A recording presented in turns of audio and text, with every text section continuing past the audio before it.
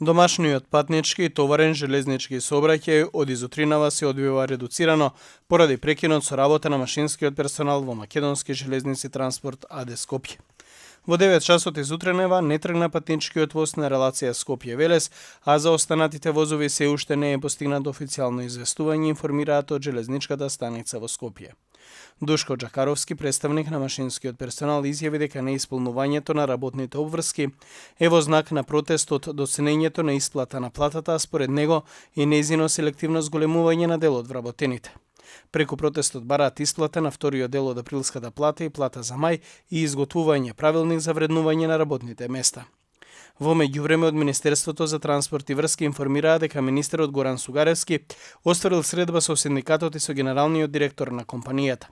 Во соопштението се вели дека министерот Сугаревски изразил огромно разбирање за настанатите ситуации во компанијата и најавил дека во најскоро време ќе се разгледаат сите законски можности за решавање на истите, како и долгорочно решавање на состојбите во железничкиот сообраќај во Република Македонија.